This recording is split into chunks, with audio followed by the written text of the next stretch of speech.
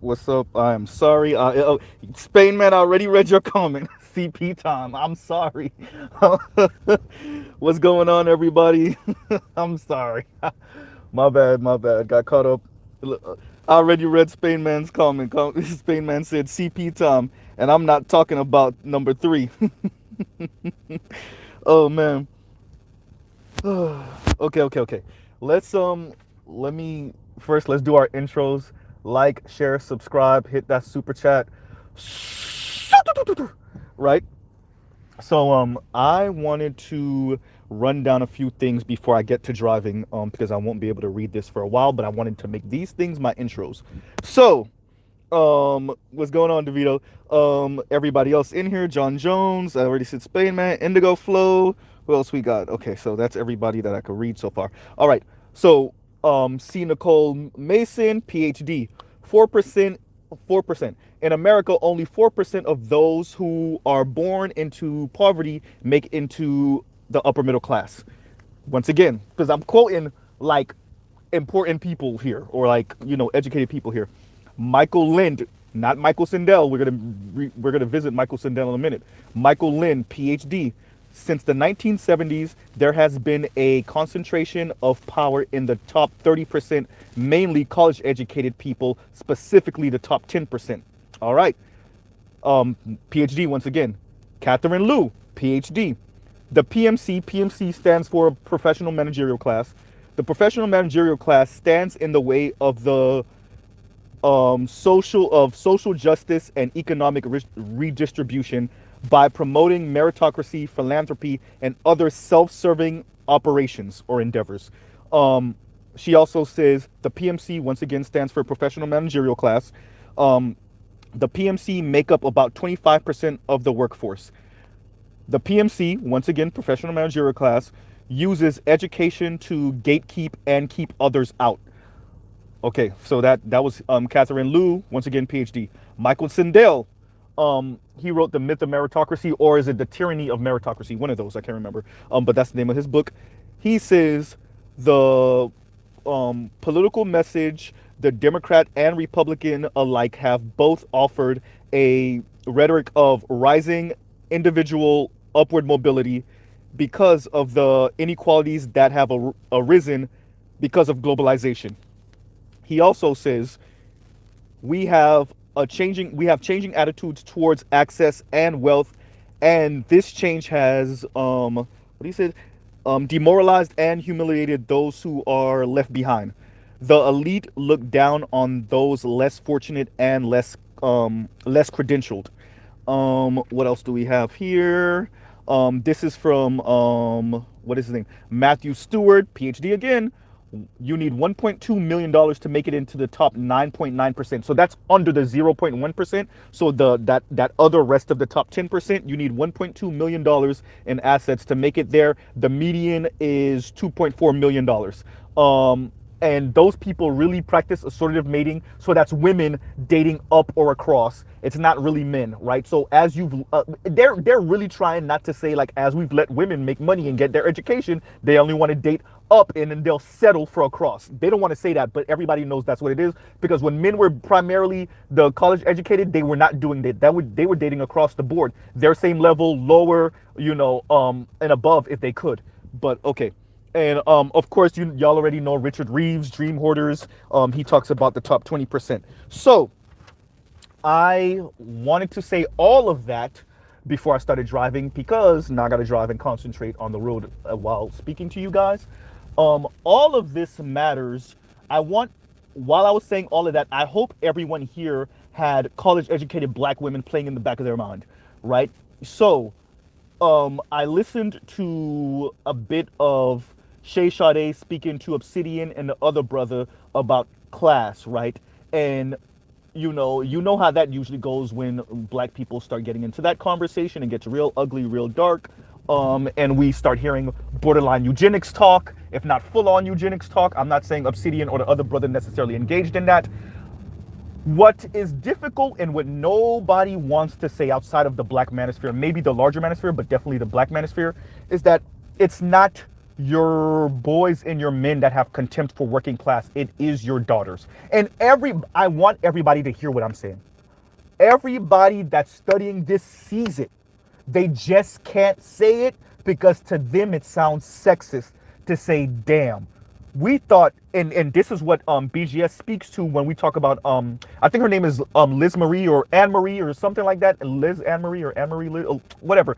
I played it on my video on Sunday where she even says this, like, women are going to have to change their mind about what makes a man masculine. And if they don't, then this is not going to work. But nobody outside of her want to really say, like, it's your daughters that have contempt for your sons. It is your daughters. As your daughters go to college, as they get educated, as a few of them get this access and get the corner office job, or they get any type of like position in their career, they're the ones who are saying, if I can't marry up, or at the very least marry across, and by the way, I'm grinding my teeth if I have to marry across. I refuse to, air quotes, marry down. And they specifically mean money and status. We have to stress the status part because most of these women still don't even want to marry blue collar that make the same type of money as them. If you're making blue collar money, you got to make more than them. What I liked about what Obsidian was saying is that he was stressing that the professional managerial class of women, these particular educated, college educated women, look down on brothers like him. They squandered their time in college and university, and then when they got out, they were the ones looking down their noses or turning their noses up at brothers like Obsidian. I want to say this. It started with black women with that, but it ain't gonna end there. The numbers are just not looking good. As more and more women attend college and university, and less men do, what you will see is a damn street fight for those men that are going to college and university and have status and money. Very important. Not just the degree, but the status and money. Because if women are practicing assortative mating, but less and less men are going to college, which allows them not just the blue collar money, but the particular status and access, then you're going to see women damn near and sometimes even literally street fighting for these dudes, regardless of race. Now, I know I just rambled and I was speaking really fast. Half of that is because I'm listening to stuff at 1.75 speed and 1.5 speed. I'm so sorry. But a lot of that also is because I wanted to make sure to get my thoughts out and that I wouldn't forget what I was trying to say. So hopefully you guys heard everything. Why these things matter is because this is where we are now, right? Classism in the black community in particular, it's pernicious, it's ugly. People start sounding like eugenists, right? People start sounding like white racists. People start sounding like Hitler. I want people to remember, for those of you that were listening into Roger Report earlier, and we were speaking about B. Simone. Remember B. Simone? One of the first times any of us heard of her, not me, but some of us heard of her, was before that Martin Luther King statement when she was like, essentially, it's like the day after she became a millionaire, she was saying how she couldn't date no 9-to-5 dude, right?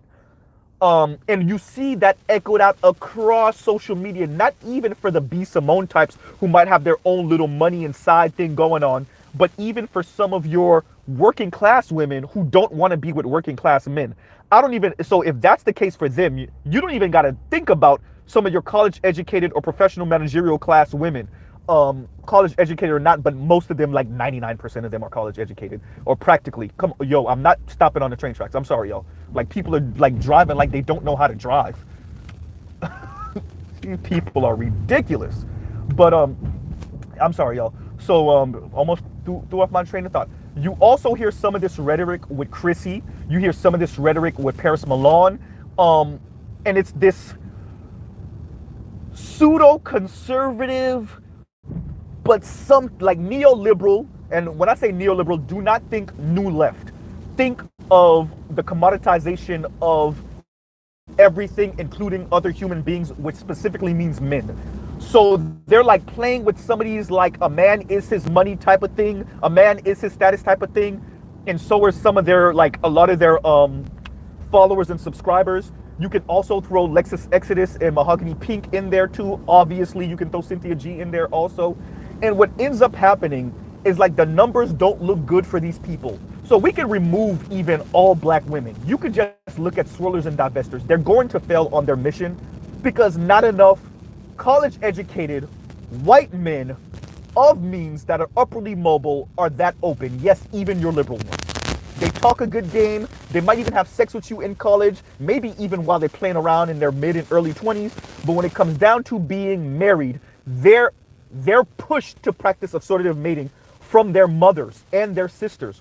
So that leaves you out, right? Think of Paul Ryan. Oops. Right? Yes, from my understanding, Paul Ryan once had a black girlfriend. He don't got no black wife though. So, so this is how some of that own worldview bites black women and sometimes even other non-white women in the rear end, right? But specifically black women. So we have to think about all these things when we think about classism and class.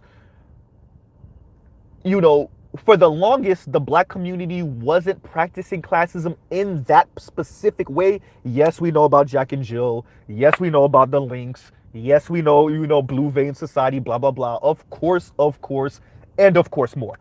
We know about the Greeks, the different Greek fraternities, the AKAs in specific, practicing colorism. We know, right? But because you were still black, that compression of class within race still existed. Some of these sisters were still sneaking out and occasionally getting pregnant from some of your air quotes pookies, right? Still getting that what Sarge call it, that thug dick or whatever it is, right? So that was still going on even for these supposed elite black women that come from particularly elite black families. And I'm specifically obviously talking about ADOS and FBA. Yes, Haitian descent here. Yes, it was going on in Haiti too. It is going on in Haiti right now. And I would argue, knowing some Jamaicans, same thing over there. Bahamian family that spent some time, Haitian family that spent some time in Bahamas. Yes, it's going on there. Have Nigerian friends. Yes, it's going on there too. So why all this matters is because when we start getting into a conversation about class, in the black community, once again, like, share, subscribe, hit that super chat. Super chats will be read out loud. When we start getting into the conversation about class in the black community, like I said, it gets real ugly, and we start to ignore racism, white supremacy, and you start getting into some of the conversation of like, why don't you just build? And why don't black men just do this? And why don't black men just do that? And you start getting into like respectability politics. And the problem is that y'all spending y'all money on Jordans and weave and materialism, which by the way is as American pie. I detest when we get into the conversation about materialism and black people start acting like other people aren't materialistic as hell. You don't see the Asians acting like that. Biggest crock of crap ever. I don't know what Asians y'all know. But a whole lot of young Asians are all into tennis shoes and Jordans, and their daughters are all into all the expensive Louis bags and all this other stuff. The Jewish don't do that. What Jewish people do y'all know? Do y'all know Jewish people under the age of 40? Because that's a crock of crap too. Once again, materialistic as hell. I know from personal experience. Right? So when we get into the Latinos, which Latinos are you talking about? You realize that's not a racist ethnicity, number one. Number two, white Latinos, you better don't come down to South Florida because they're materialistic as hell. Beamers, Benzes, nice stuff, expensive stuff, in debt because they try to keep up with the white Joneses. That's white and mestizo Latinos and some indigenous looking Latinos, but we don't got that much down here like that, right? So, I'm saying all of this for classism because we start getting into respectability politics when we start talking about class, and people don't really want to have a more honest conversation about what's going on. They don't want to talk about the fact that the elite, the 0.1%, and largely the 1%, damn near stole all the wealth, sent the wealth overseas, and then they're marrying within class to hoard the wealth, borderline acting like, the aristocracy of old Europe, modern Europe, right? So what we're telling working class people is that it's your fault. And you would think black people do that, but apparently we don't, especially when you start getting into gendered Classism, like I said in the title, what does classism look like when it gets gendered?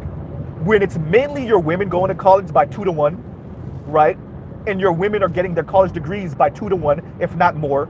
And they're not only getting bachelor's degrees in lower, but going to grad school and attending some of the nicer schools and Ivy Leagues. And then you could throw in different types of black people also. This is when we get to black immigrants and you know, in Ivy Leagues and stuff like that. So if y'all want to throw in different ethnicities on top of that, then it gets even uglier when you got Nigerian descent black women being super sexist towards mainly FBA and ADOS working class men. So let me add, or as we have Nigerian descent, or maybe sometimes Caribbean descent black women who sometimes be playing with the rainbow flag side of the game, talking crap about straight black working class men, right? So classism becomes gendered and sexualized, right? This is how you use intersectionality and concepts of like black women being like the moral compass of the society to beat up on straight class position because you've adopted a white woman view of the world. Excuse me, an elite white woman, a top 20% professional managerial class white woman view of the world. And so obviously you have a racist view of black men because you're a white woman painted black, right? So when you listen to, and I'm not saying Chrissy, because my understanding Chrissy and Paris Milan are both ADOS or FBA. When you listen to Chrissy speak, when you listen to Paris Milan speak, understand these are wannabe white women. When you listen to Alexis Exodus and her fake ass Valley Girl voice, or not even Valley Girl, she's just trying to give like the interview voice. It's not so much Valley Girl voices as much as it's interview voice. When you listen to them talk, and if one of the brothers that told me that they think she works in corporate America, if they're right, then that explains a whole lot. Because what you have, if I'm not mistaken, she might be master's degreed up, and like we know about Mahogany Pink, but she kind of spilled the beans on herself on the interview she did with Lexus Exodus. What you have is college-educated black women who have adopted a white woman's view of the world, and so they view black men like an upper middle class or rich white woman would, because quite frankly they want to be an upper middle class or rich white woman, right? The myth of white womanhood, right? These women are sexist. They are wannabe PMCs if they're not really already PMCs. Once again, PMC stands for professional managerial class. They're supremely dangerous, right? When Dr. Sharice Burden-Stelly, once again, PhD, when she says black women are being positioned as the mammies of empire, and she says that to Jackie Luqman, both of these are black women, and Jackie Luqman agrees with her. Understand that these are not mammies saying this. These are people that are paying attention to how certain black women are pining for the acceptance of white society and the validation of white society, particularly white men, and they're willing to throw other black people, including black men and working class black women, and definitely working class black men, under the bus, right? They have a white worldview. By the way, this is also why some of them are engaging more and more with same-sex relationships with other college-educated professional managerial black women, right? Because if I can't get the white men, that's why they're, air quotes, they believe gender fluidity and they're sexually fluid, right? Because I'm lesbian until a rich-ass white black dude walks up or a well-to-do white dude walks up. What was the mayor? What's the white mayor, the former white mayor of New York's name again? Right? Not de Blasio. That's was it de Blasio? Or is that the one in Chicago that got caught up in that scandal?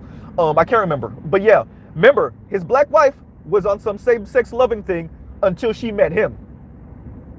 Right?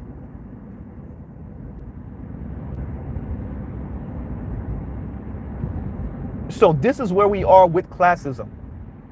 Gendered classism is going to look supremely ugly, and because white elites know what they're doing, they're going to continue to use black women against everybody else. These particular elite black women, think of the women that were rubbing elbows with those people from Goldman Sachs. As a matter of fact, I'm gonna link it in the description later. Just go back to the video I did where Goldman's, with all of the atrocities of Goldman Sachs and them now giving $10 billion to different black women organizations. That is pretty much, to sum it all up, that's that, right? You're using intersectionality and concepts of black women being the moral compass of this nation to clean up your image of being the shady, shisty investment bank, right? And those particular black women, which are almost all professional managerial class women, if not all, are playing that game. And one of those women, at least one of them, was same-sex loving, right? Need I say more? You know? And excuse my background, train tracks, and we're done. But yeah, right? So this is why Mr. Z speaks the way he does when it comes to this class issue in the black community, right? You have an increasing amount of college-educated black women turning their noses up. By the way, this is not exclusive to black women. They're just the loudest about it, but other women are definitely doing the same thing. Now, this isn't a black woman thing. This is a woman thing,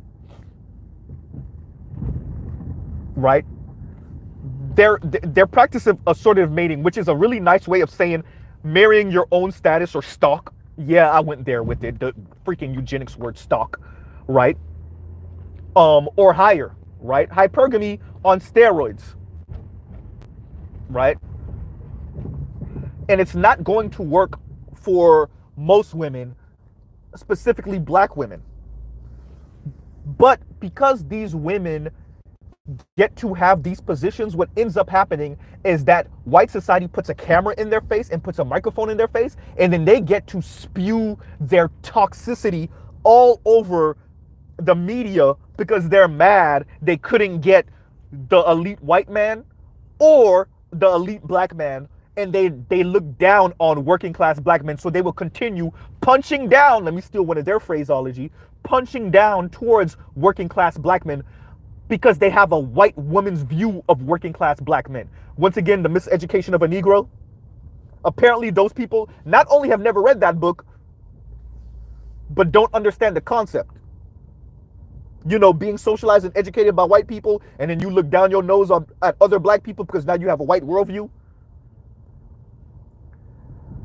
As I said before, it's not just black prison inmates that are being institutionalized. It's also educated black people, specifically educated black women, specifically educated black women that go to nicer Ivy League, second tier schools, rubbing elbows with white liberal women, have a very white feminist worldview, but they want to call it black feminism or womanism, whatever you want to call it. But at the end of the day, they're very misandrous towards black men, right? Some of these women are practicing political lesbianism. Some of them are hardcore solar divestors. Some of them, if they can't get a rich black man or upper middle class black man, then no black man will do. But it all goes down to black men ain't ish. Because once again, they have a white upper middle class and above women's worldview on black men. You know, years ago, this had to be maybe 4 years ago now, 3 or 4 years ago, maybe closer to 4 years ago now, BGS played a clip of two white women, at least was two white women, speaking about the type of black men they find attractive. And they were essentially saying they're not really into the nerdy types or the regular everyday black man. They like hood black men. And then he played black women talking about the black men they like. And it was the same type of black men. Now, mind you, these are two different conversations, two different times, but white women and black women are both describing the same type of black men that they are sexually attracted to. Black women are remaking themselves into upper middle class white women. Notice I'm not just saying white women, because it's not your standard white woman. It is an upper middle class and above white woman. which will further explain these particular black women's contempt for working class black men. Right?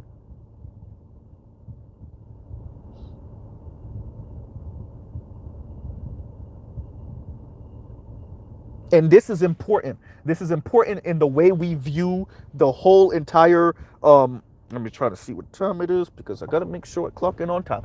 This would explain our entire well, not entire. This would explain a lot of the back and forth in the black community when it comes to gender and how it's gotten even worse over the past 30 years, in particular, maybe the past 20 years, as more black women enter college, enter universities, and are essentially whitewashed. Is this happening to certain black men? Yes.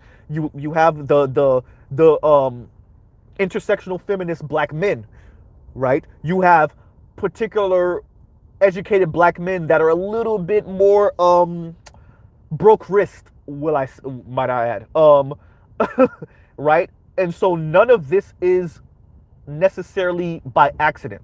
Then you also add to it that these particular women are being used as essentially the buffer class between working class men and elite men, and you just have a combustible mix of sexist, misandrous, classist, white supremacy thinking and feeling, elitist, colorist in their own right, black women. Right? And give me a second, you guys. I'm going to pause for a second. Let me deal with this thing real quick. Give me 1 second, you guys.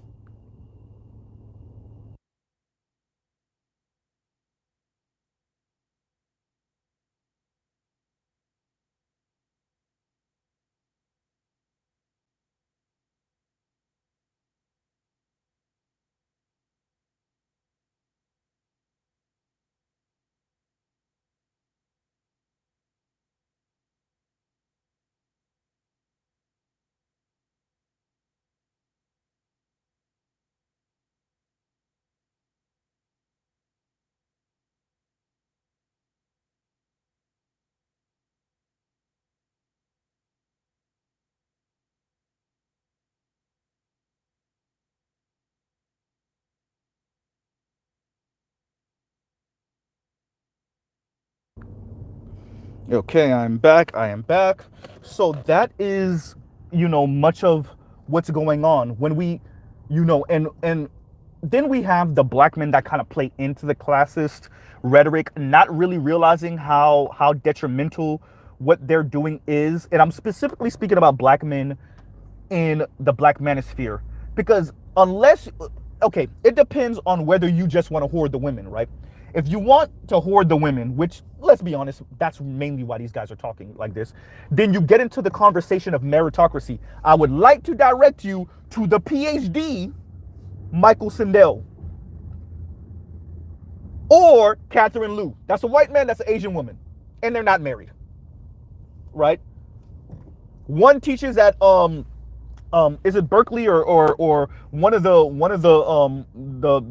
nicer second tier schools in California. The other one teaches at Harvard. They're on two different coasts, and they're saying the same thing about how meritocracy in the professional managerial class is a bunch of crap. Cut it out. But then you got brothers in the black manosphere talking all this meritocracy crap because they think they're closer to the top, so it sounds really good. Because what they're hoping is that the women judge them off of merit, and then that way they can eeny, meeny, miny, moe all the baddies. So it's F the brothers then. I'm of this class. She need to be on some classist stuff anyway. She need to be chasing me anyway. As a matter of fact, all of those women over there need to be chasing me. And so I'm going to lightweight regurgitate some of what the women are saying, so I can have my fun until I'm ready to settle down with the baddest of the baddest. Right?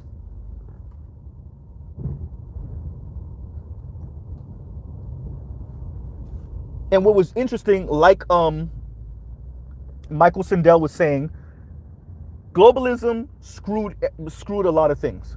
because you got elites and upper middle class across the planet now traveling across the planet. But what's really happening is many of these particular people coming from India, coming from China, they come to the West, the Britons, the Canadas, the Americas, and then they act as a buffer even more between working class black and white people and Latinos and the elite.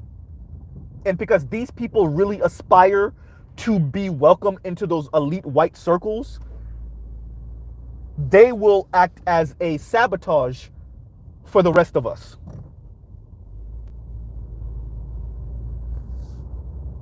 Right? Michael Sindel, Catherine Liu, Richard Reeves, yes, the same Richard Reeves that BGS was speaking about also, and the same Richard Reeves I was speaking about on Sunday. They all speak to this, that the professional managerial class, the top 20%, although Richard Reeves wasn't just saying, he didn't use the term professional managerial class when he wrote his book Dream Hoarders years ago, but what they're doing is purposely using credentialism, college degrees, to lock other people out. Right?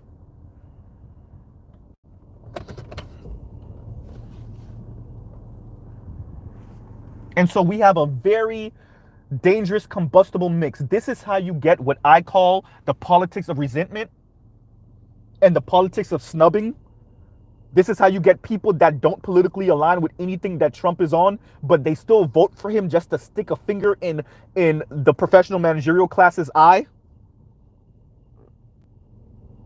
Not realizing that Trump's children are are elites. Well, he's an elite. He was a trust fund baby, and then his kids are trust fund babies, and his grandkids are not trust fund babies. Right?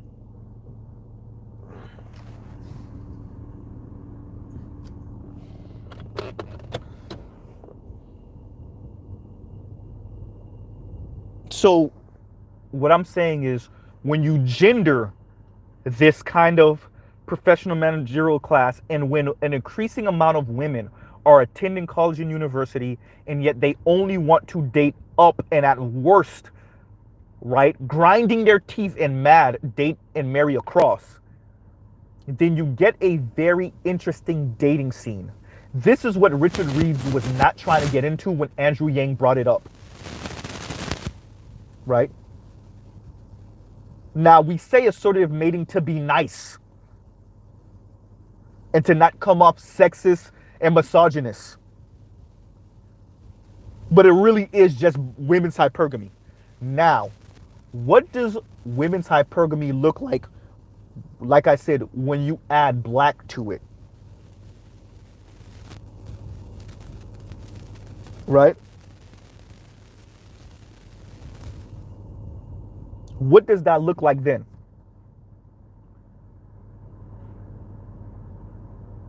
So let me read some of these quotes again for you guys, because I can. And I could slow down a little bit now. C. Nicole Mason, that's a black woman. Once again, like, share, subscribe, hit the super chat, like on your way in. Thank you very much. In America, only 4% of those who are born into poverty make it into the upper middle class. That's period. That's not just black. That's America. That's before we add black to it.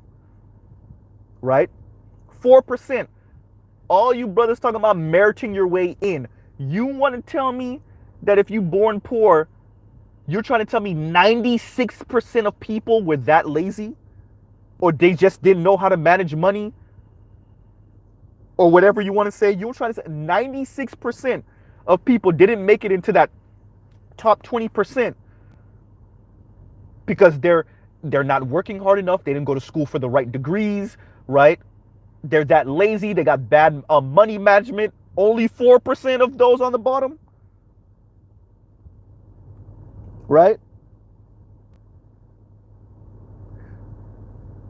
Once again, Michael Lynn, JD. Since the 1970s, there has been a concentration of power in the top 30%, mainly college-educated people, specifically the top 10%, right?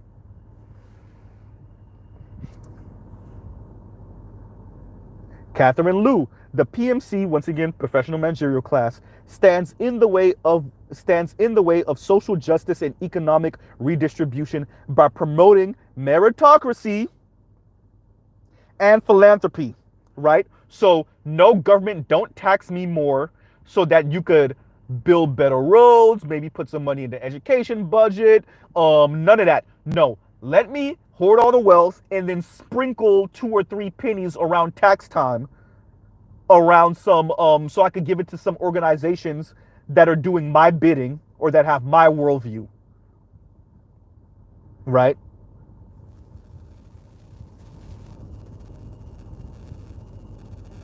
So let me say that again. The professional managerial class stands in the way of social justice and economic redistribution by promoting meritocracy, philanthropy, and other self-serving operations or endeavors. She said operations, I'm adding endeavors. The PMC make up about 25% of the workforce. Looks closer to that 80-20 rule, don't it? Look like that 80-20 rule, don't it? It keep on coming up over and over and over again. The PMC uses education to gatekeep and keep others out. So at one point, getting your education was the way in to that top 20%. And it kind of still is, but what they're really trying to do is use this, not just education, but a particular language, a particular worldview. This is where you get certain people saying, I don't want my children marrying people with a particular worldview, even if you have the education to make it into that space. So they're using their education and their college degrees to gatekeep, but not from like, you know, some of your state schools or whatever.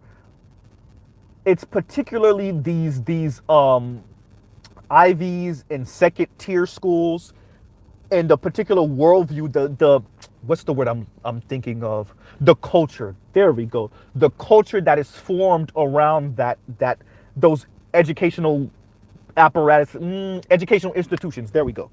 That's the terminology. Those educational institutions and the culture that is formed around there, right? The way they speak, the way they walk, the things they like. Can anybody say women in G-Wagons, please? God, you know what?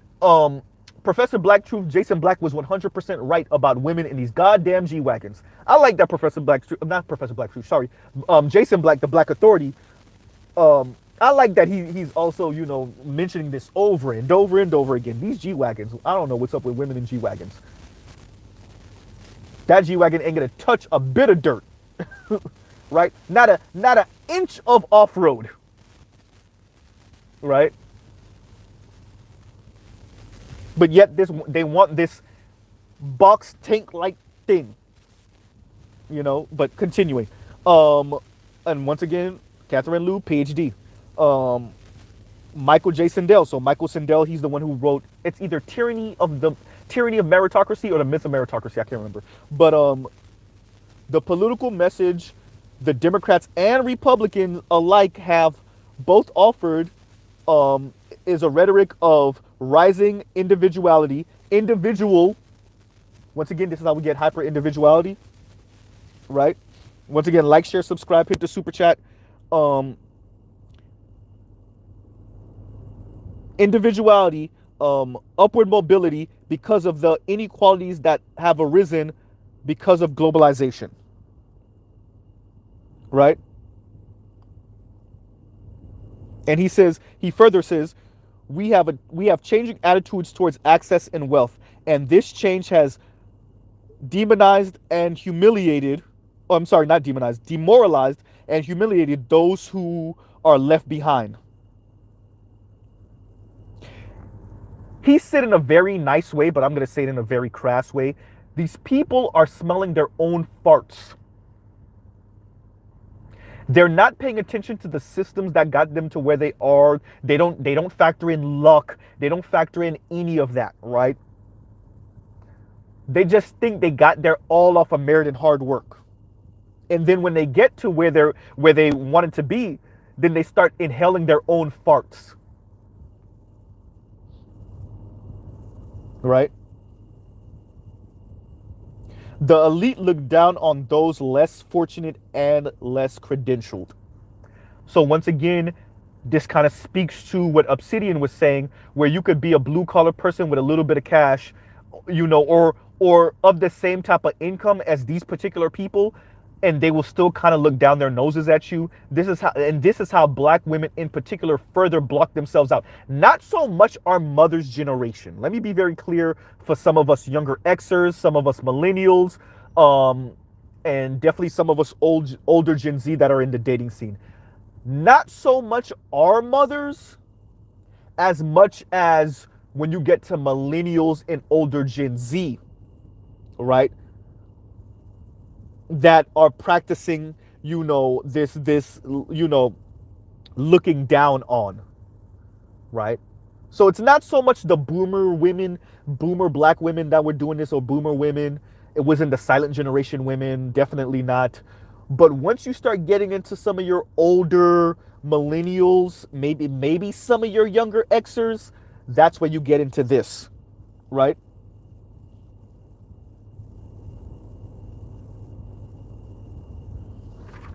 Yeah, you know. And these people are the ones that continue to recreate their life on television. That's why you have women aspiring for this particular life and getting mad that they can't access it, because they don't really know who's in the writing studios.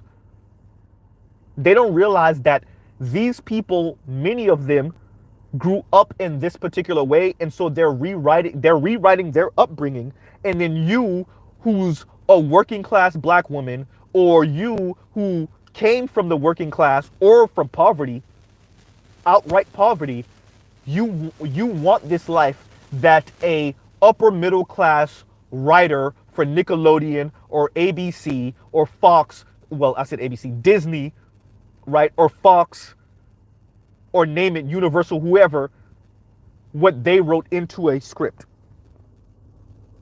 And then you get mad at black men and say, well, they're not building. And what have they built? And what have they done? And who have they conquered? And blah, blah, blah. A white colonial worldview of black men. A white woman and white men sexist worldview of black men. Right?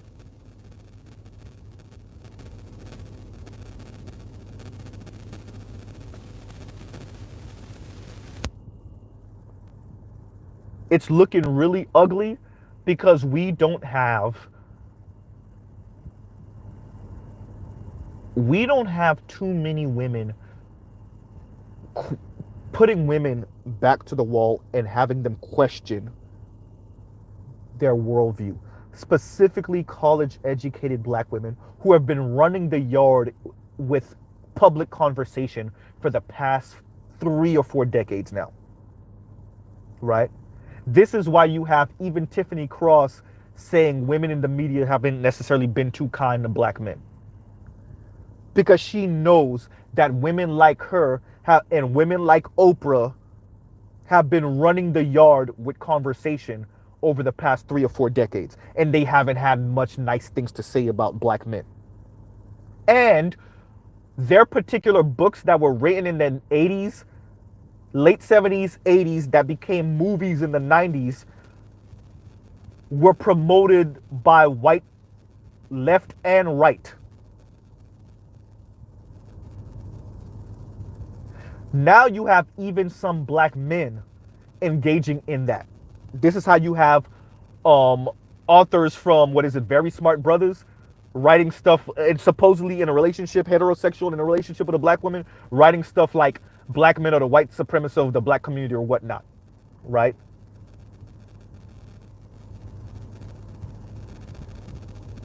Because in the black community, the doorway, or the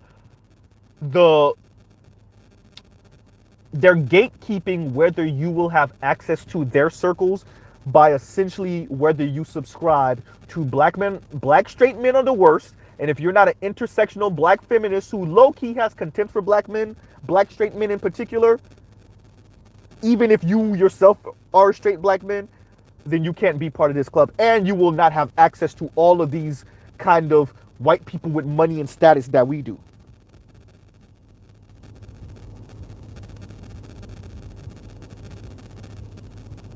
This is how classism, the professional managerial class, looks like when you paint it black. These people don't just gatekeep with their college degrees when they get black. They gatekeep with your ideology, which, by the way, the whites do too, but it's different, right? You have to have a particular political ideology. Now, when you add, and there's so many things you can add to that. When you add white feminism, then when you add this kind of divester, swirler, black women in luxury language, no struggle love language, then once again you have a very combustible mix. So if by 2030, 45% of women are going to be single, you could maybe times that by a time and a half for black women.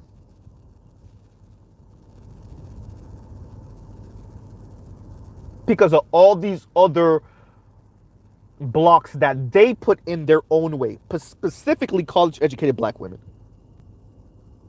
Right?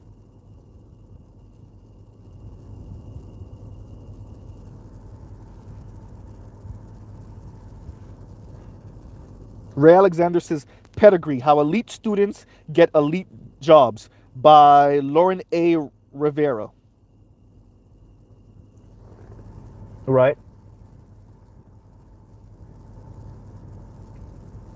So this is very, you know, some of this was inspired by some of the conversation we were having earlier on the Roger Report. Some of this is inspired by Shay Sade, conversation with Obsidian and the other brother, I can't remember his name. Both of them being conservative black men, which is interesting. You know, we speak about classism in the black community.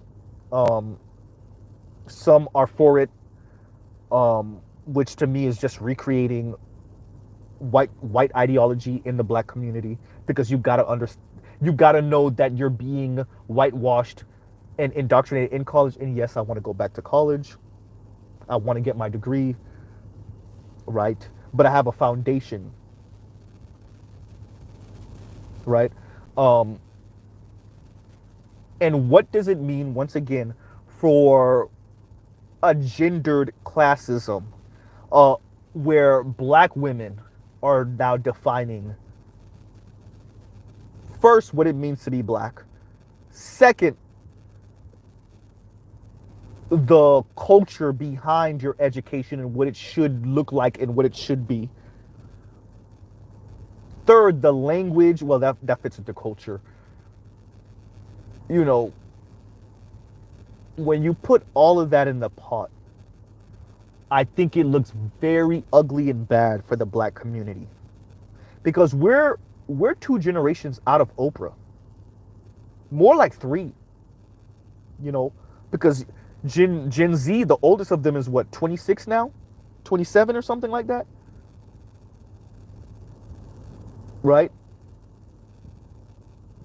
In the next few years, Alpha would be of dating age. Yes, teenager dating age, but of dating age. In the next few years, the oldest of Generation Alpha would be in dating age.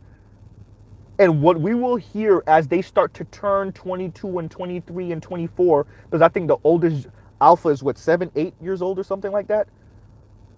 In the next decade or so, when they're in their 20s, a little outside of a decade, when we're 3 and 4 generations outside of boomers, outside of Oprah, I think you will hear a love, if these particular women aren't humbled by circumstance or by environment. I think marriage, and this is where I come in with, marriage will really be an exercise in class elitism, because it's already happening. It's already happening for millennials. It's already happening for well, the oldest of Gen Z are just now really starting to get married. At the fringes, because they're like 26, 27. Let's wait until they're about 30, 32 in C. But I definitely think by the time you get to alpha being 30 and 32, 35, it will be a 80-20 who's getting married. Specifically within the black community. I don't even think it'd be 80-20. It might be 15-10, 85, maybe 90-10. Right? And I want to stress this. This is not on the men and the boys, specifically the black men and the black boys. These are your daughters going to school, getting their college education, and then looking down their noses at working class men that are blue collar. So we're not talking about blue collar men that own their own business maybe and maybe earn some 80, 100, 120,000 dollars a year, 150. No, no, no, no, no, no, no. We're talking about your standard issue 40, 35, 40, 45, 50, $55,000 a year man. Maybe 60. Right?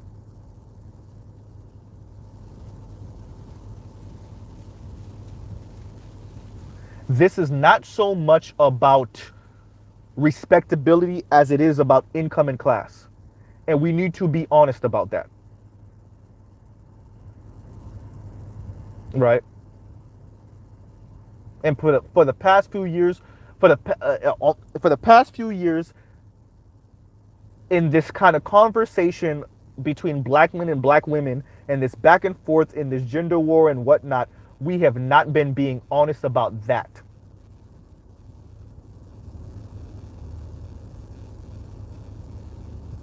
Right? Once again, like, share, subscribe, hit the super chat.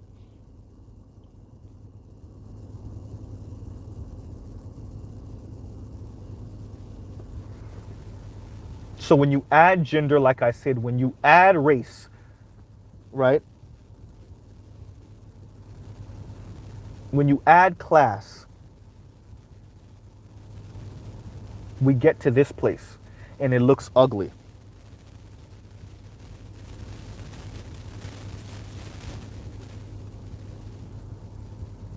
Right?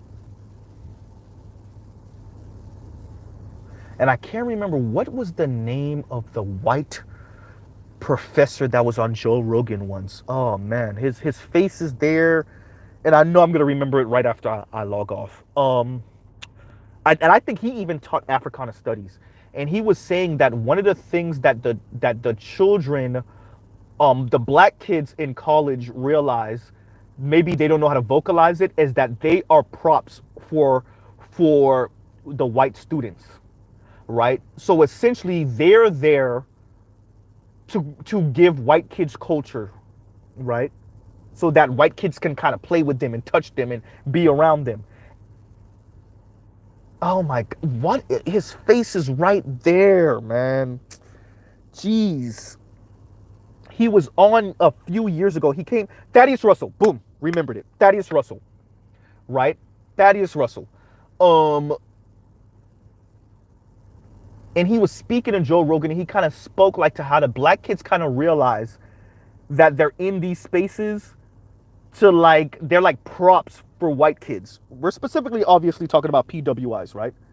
And when I think about black people engaging in sexual activity with white people, primarily in college, right? But these white people go on to marry other white people mainly. That's what I think about, right? And he didn't mean it in the way I'm saying it, by the way, right? He wasn't saying it in the way I'm saying it. I'm saying I'm expanding it out to think like that. And then when you think if more and more black women are going to college and university than black men, then you have to know that these black women are having sex with not just black men, right? But white men that they then do not end up marrying, oftentimes more than not. But then they're dumped back in the black community, or like the black girl who the white frat bro had his way with. They get kicked off of Mount Olympus, and oftentimes now they feel stuck with black men, right? Who they think are not on their level. Now you give that black woman some accolades, some degrees, and a position in the society, and how do you think she then talks about black men? Even if she ends up with the white dude in the future, right? She ends up with a white guy in the future. Maybe not the same one from college, right? Or even if she marries a black man, right? And I'm saying all of this, and I'm about to end out in a minute. I'm saying all of this to say classism, once again, when you paint it black and you add college degrees to it, this is what you get. And I want to stress that it is not your black boys and your black men who have contempt for their female counterparts. And I think it's important that I continue to stress that. It is not your black boys and your black men that have contempt for their black female counterparts. It is your black women. And they're saying it. What's beautiful is how many of them are saying it on the internet. They're saying it all over the internet on different platforms, right? And your college-educated black women have the most contempt for black men, specifically working class black men. And we refuse to investigate white women talking points coming out of black women's mouths, right? We refuse to investigate it because low-key, we think they're right. Not us in the black manosphere, but larger society, even larger black community. We give credence to black women saying these things, but all they have to do is frame it in the right way. Black men aren't showing up for us. Black men are homophobic, they're transphobic, they're misogynists. They're sexist, they want to be the white man. They're not taking education seriously. They're spending their money on rims and Jordans. They're too busy chasing after white women. And as long as she can frame it like that, we will let her then spout off all the misandrous stuff that she believes.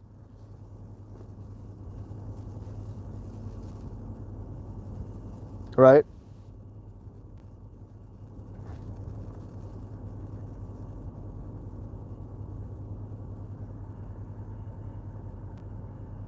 So when classism meets black women,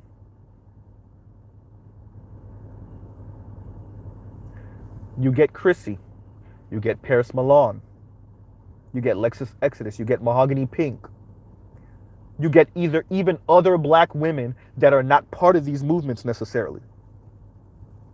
When classism meets black women, you get black women in luxury.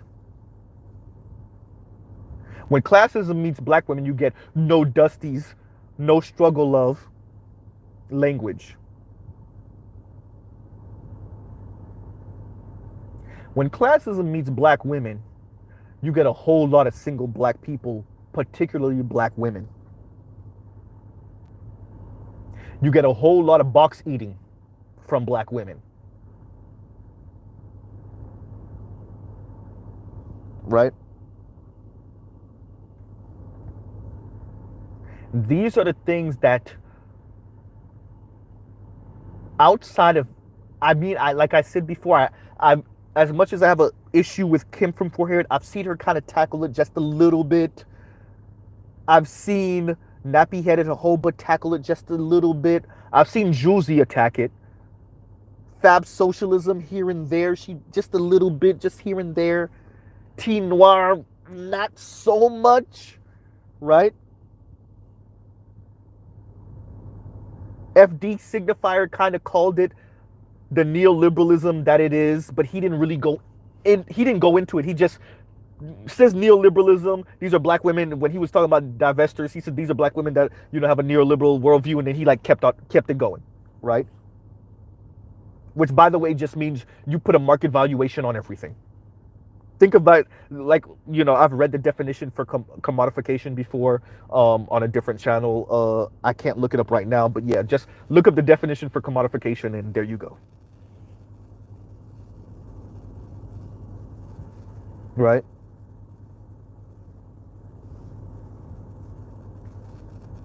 Gregariousness says, when classism meets black women, you get bell hooks, and there you go.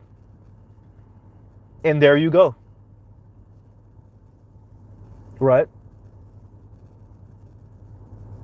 So we're either going to have a real conversation about this in the black community and in larger society, or you are going to watch that marriage rate and subsequent birth rate go to the crapper. Right? You're going to watch it go to the crapper.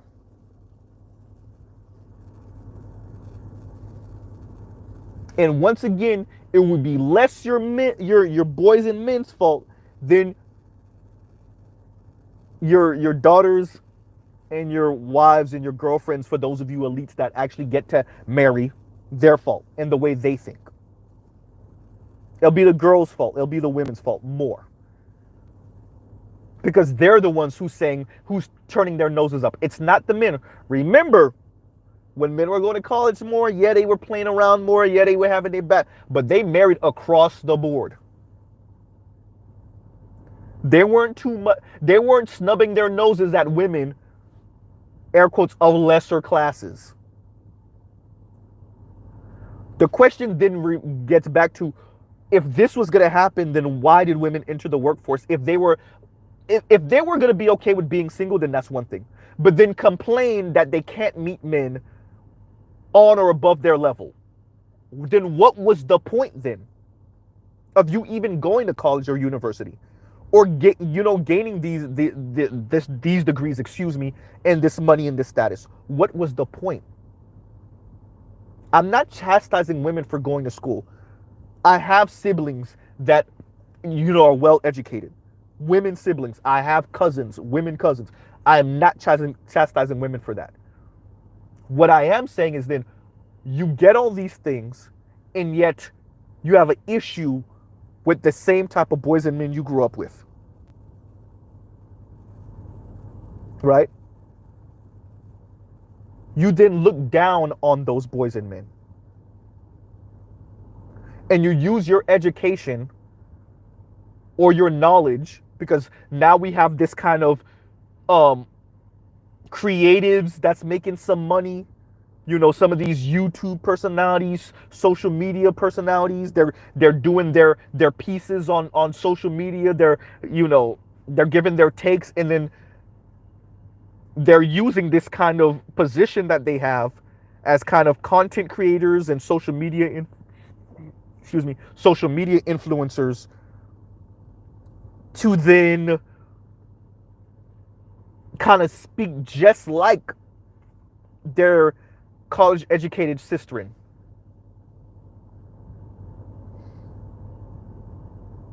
and talk down to working class men, specifically working class black men. Right?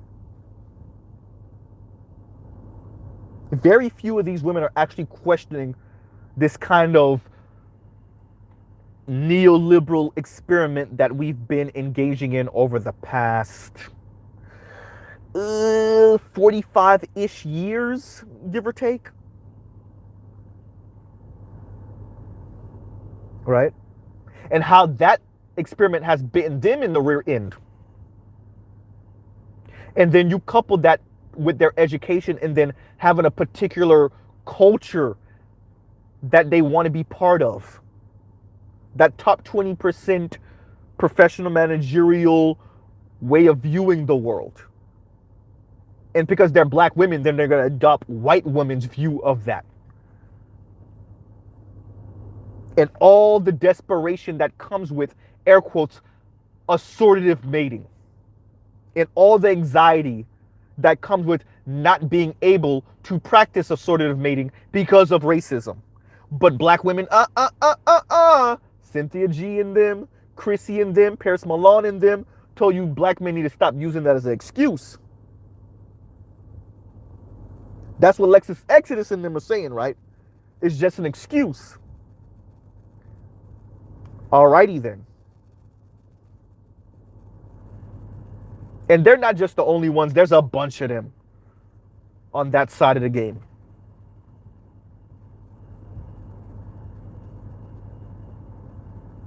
And that's why I maintain not just your everyday black women, but even your swirlers and divestors are going to feel this pain. Even your card carrying swirlers and divestors. Because white boys and men of this class, their mothers will not let them in any great number marry you, even with your degree. Because of assortative mating.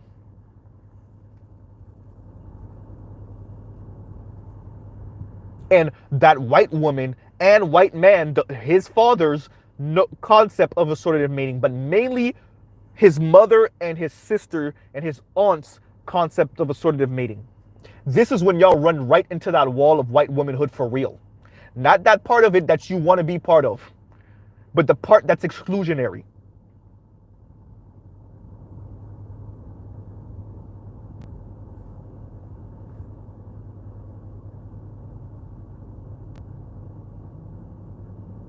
K. Dot, I'll cover that in another video.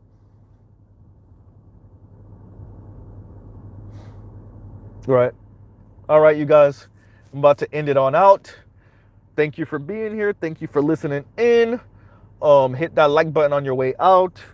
Like, share, subscribe. I guess for the people listening in the future, hit the thank you button. And yes, everyone. So this is kind of, my thoughts on how classism, affects the black community. And I will be speaking on this a little bit more in the future. Thank you, the Roger Report. Thank you, brother. The Roger Report says good stuff. Yeah, so I'll be speaking about this a little bit more in the future. I hope you guys like my ramble. I'm probably going to put Ramble in the title. I'm going to probably change it up a little bit and put Ramble and then the rest of what I put. Because I know I was rambling in the beginning. I had to get those thoughts out. Yeah, so, this is going to affect not just the black community. Black people got caught up in this hyper individuality too, and this rugged individuality, and this Ayn Rand, just worry about you and you by yourself, you and yours at most thing, this neoliberalism, this commodification of other human beings. Black people got caught up in it also. Black people that are in America are black Americans, and yes, right? And I would argue in many ways we got caught up in it worse because we really thought you could merit your way through. And black women who have been attending college and university more than their black male counterparts for decades, they got caught up in it because that's what white people told them was going to work. And now they're here. No husband, some of them no kids, no prospects. Angry and miserable at the world, particularly black men, but white men ain't looking to marry them like that anyway. Nor all Latino men or Asian men or indigenous men.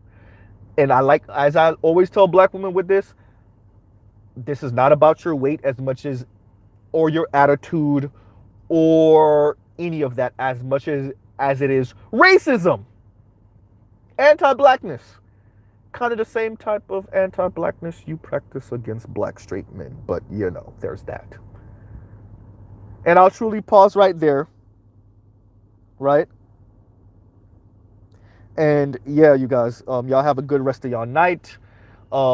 Like, share, and subscribe on your way out. Hit that thank you button, and I will see y'all later. Shout out to everybody in the stream, and I'm out.